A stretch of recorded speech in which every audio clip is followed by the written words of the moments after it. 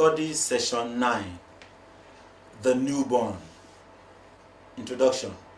In this study session, we will examine the Study Session 9, The Newborn. Introduction. In this study session, we will examine the state of the neonate. We will also explore how the baby transits from intrauterine to extrauterine life. Learning outcomes. When you have studied this session, you should be able to 1. Explain nature of the growth that takes place in the body and brain of the newborn. 2. Describe the sensory capacities of the newborn. 3. Highlight the different reflex behaviors of the newborn. And 4. Discuss the motor and health development of the newborn. Growth of body and brain. A child's body grows most dramatically during the first year of life. Growth proceeds at a rapid but diminishing rate during the next 2 years. Normal physical growth and motor development proceed according to the cephalocaudal and proximodistal principles. Breastfeeding offers many physiological and psychological benefits to the infant. However, the quality of the relationship between parent and baby is the most important element in promoting healthy psychological development. During the latter half of the first year, babies may begin to eat solid foods. Obesity in infancy does not necessarily predict obesity later in life. Much of the brain's growth after birth consists of the formation of synapses or connections between nerve cells. Due to the brain's plasticity, especially during this critical period of growth, environmental experiences can influence brain development positively or negatively. Early sensory capacities. Sensory capacities present from birth and even in the womb develop rapidly in the first month of life. Very young infants show pronounced abilities to discriminate between stimuli. Touch seems to be the first sense to develop and is the most mature sensory system for the first several months. Newborns are sensitive to pain, smell, taste, and hearing begins to develop in the womb. A preference for sweet taste seems to be inborn and probably helps infants adapt to life outside the womb. Odor preferences develop with experience. Vision is the least well-developed sense at birth. Peripheral vision, color perception, acuteness of focus, binocular vision, and the ability to follow a moving object with the eyes all develop within the first few months. Visual preference and auditory discrimination appear to be related to later cognitive functioning. Reflex behaviors. Reflex behaviors are indications of neurological maturation. Primitive reflexes drop out during first year as voluntary cortical control develops. Primitive reflexes are reflex actions originating in the central nervous system that are exhibited by normal infants but not neurologically intact adults in response to particular stimuli. These reflexes disappear or are inhibited by the frontal lobes as a child moves through normal child development. These primitive reflexes are also called infant or newborn reflexes. Older children and adults with atypical neurology, for instance, people with cerebral palsy, may retain these reflexes, and primitive reflexes may reappear in adults due to certain neurological conditions, including but not limited to dementia, traumatic lesions, and strokes. An individual with cerebral palsy and typical intelligence can learn to suppress these reflexes, but the reflex might resurface under certain conditions, such as during an extreme startle reaction. Reflexes may also be limited to those areas affected by the atypical neurology, such as individuals whose cerebral palsy affects only their legs, retaining the Babinski reflex, but having normal speech. In individuals with hemiplegia, the reflex might be seen in the foot on the affected side only. We shall now consider the newborn reflex behaviors. Moral reflex. This is sometimes referred to as the startle reflex, startle response, or embrace reflex. It is more commonly known as the moral response or moral reflex, as it was discovered and first described by Austrian pediatrician Ernst Morrow, 1874 to 1951. Moral reflex is one of the infantile reflexes. It may be observed in incomplete form in premature birth after the 28th week of gestation, and is usually present in complete form by week 34, third trimester. It is normally present in all infants or newborns up to 4 to 5 months of age, though it may last up to 6 months. Persistence of the moral response beyond 4 or 5 months of age is noted only in infants with severe neurological defects. This reflex is a response to unexpected loud noise or when the infant feels like it is falling. It is believed to be the only unlearned fear in human newborns. The primary significance of this reflex is in evaluating integration of the central nervous system, CNS. Since the reflex involves 4 distinct components: startle, spreading out the arms, abduction, spreading the arms, adduction, and crying usually. It is likely to occur if the infant's head suddenly shifts position, the temperature changes abruptly, or they are startled by a sudden noise. The legs and head extend while the arms jerk up and out with the palms up and thumbs flexed. Shortly afterward, the arms are brought together and the hands clench into fists, and the infant cries loudly. Absence of the reflex on both sides of the body, bilateral, may mean damage to the infant's central nervous system, while a unilateral absence could mean an injury due to birth trauma, such as a fractured clavicle or injury to the brachial plexus. The brachial plexus is an arrangement of nerve fibers running from the spine, specifically from above the 5th cervical vertebra to underneath the 1st thoracic vertebra. It proceeds through the neck, the axilla, armpit region, and into the arm. Erb's palsy, Erb-Duchenne palsy, or brachial plexus paralysis, is a condition which, mainly due to birth trauma, can affect one or all of the 5 primary nerves that supply the movement and feelings to an arm.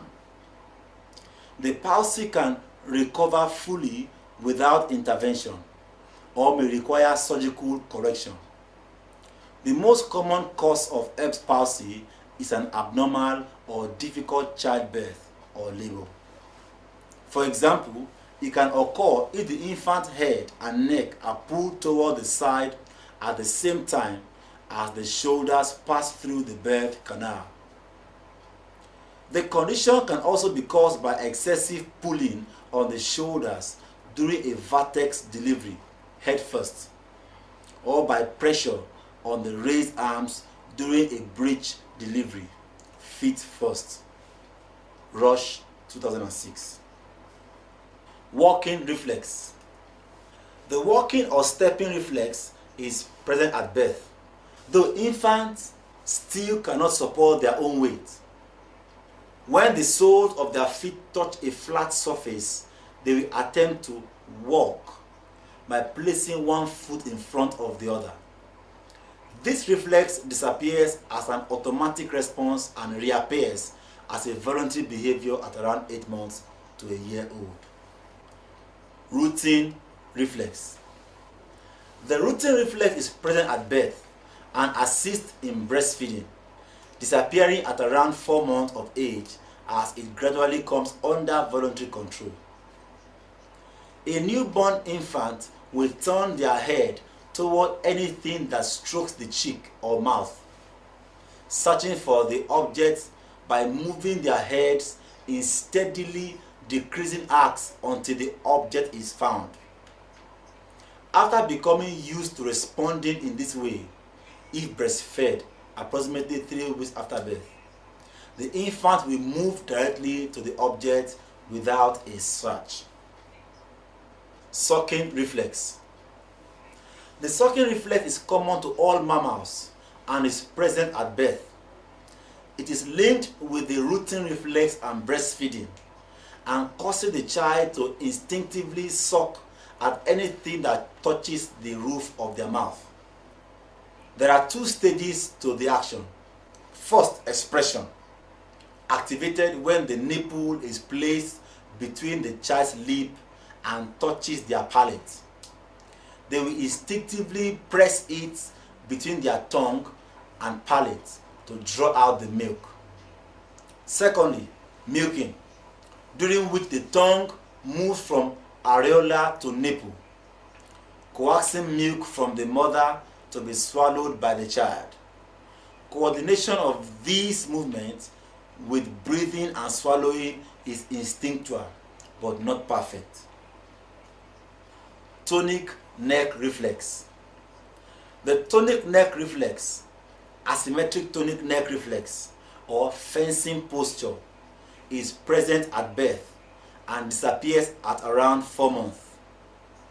When the child's head is turned to one side, the arm on that side will straighten and the opposite arm will bend. Sometimes the motion will be very subtle or slight.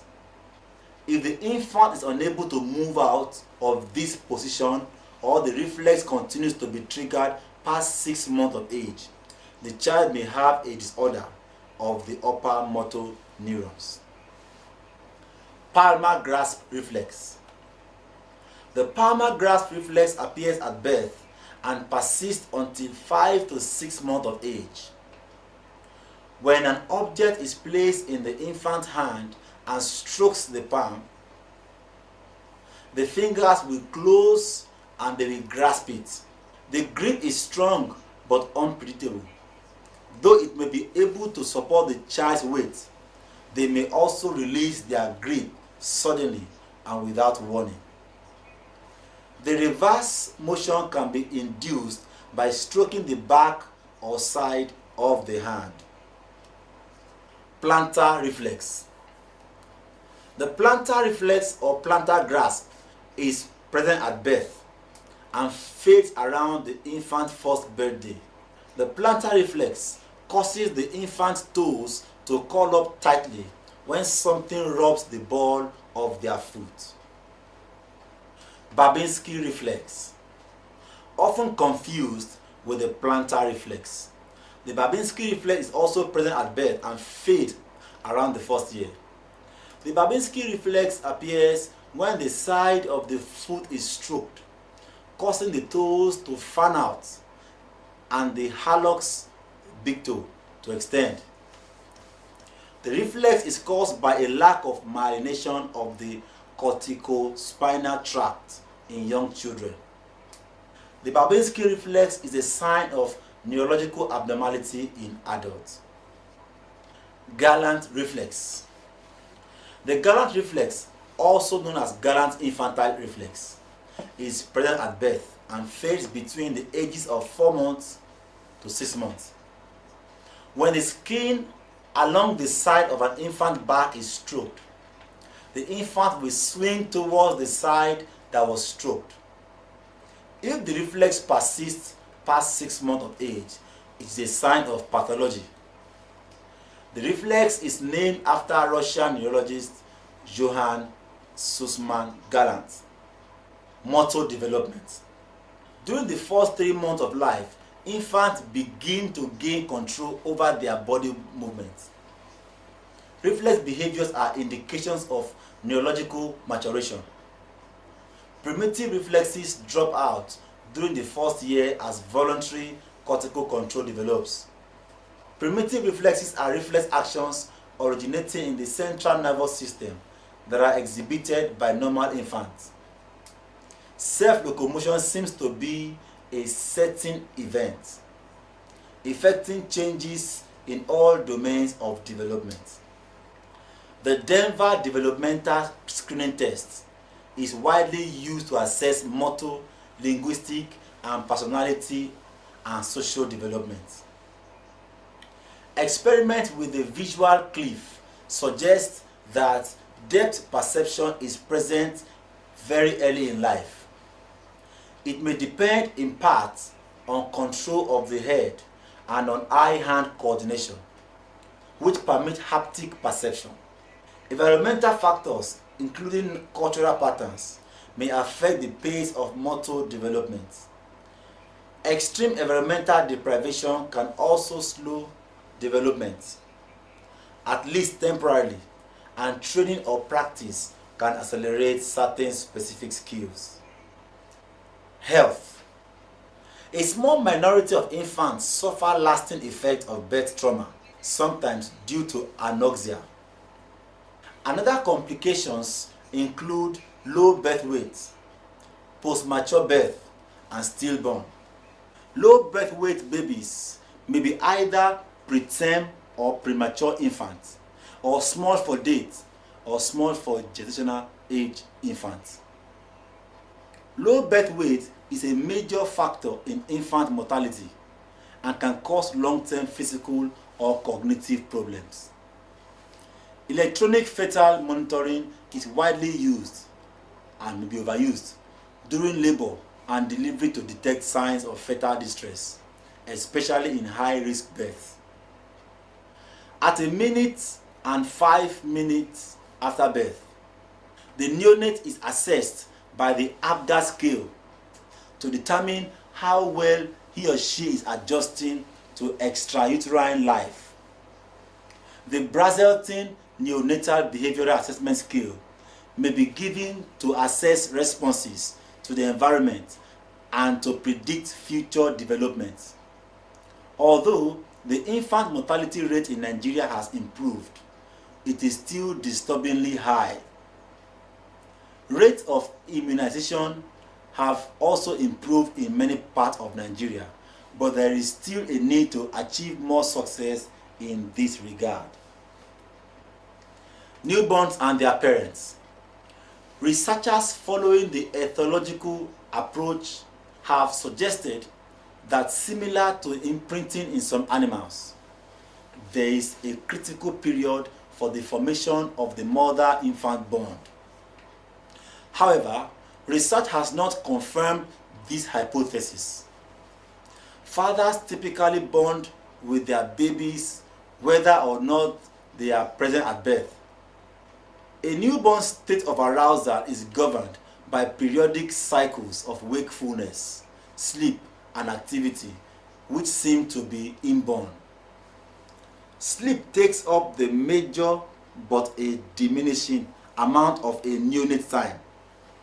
Newborns' activity levels show stability and may be early indicators of temperament. Marital satisfaction often declines after the birth of a first baby. Expectations and sharing of tasks can contribute to a marriage deterioration or improvement. Dual earner couples have a particularly difficult challenge, but this can be resolved through mutual agreement between the couples. Let's take this hint. The choice, timing, and circumstances of parenthood can have vast consequences for a child. Whether a birth was planned or accidental, whether the pregnancy was welcomed or unwanted, whether it came about through normal or extraordinary means, whether the parents were married or unmarried, and how old the parents were when the child was conceived or adopted are all factors in the microsystem identified in Bronfenbrenner's ecological approach. Whether the culture encourages large or small families, whether it values one sex over the other, and how much it supports families with children are macro-system issues likely to influence the child's development. Study session summary. In this study session, we examine the neonatal period. The neonatal period is a time of transition from intrauterine to extrauterine life. During the first few days, the neonate loses weight and then regains it. The lanugo, prenatal hair, falls off, and the protective coating of the vena caseosa dries up. Sensory capacities present from birth and even in the womb develop rapidly in the first month of life. Reflex behaviors are indications of neurological maturation. Primitive reflexes drop out during the first year as voluntary cortical control develops. Primitive reflexes are reflex actions originating in the central nervous system that are exhibited by normal infants. The Denver Developmental Screening Test is widely used to assess motor, linguistic, and personality and social development. The Brazelton Neonatal Behavioral Assessment Scale may be given to assess responses to the environment and to predict future development. Dual earner couples have a particularly difficult challenge, but this can be resolved through mutual agreement between the couples. End of study session 9. Thank you for listening.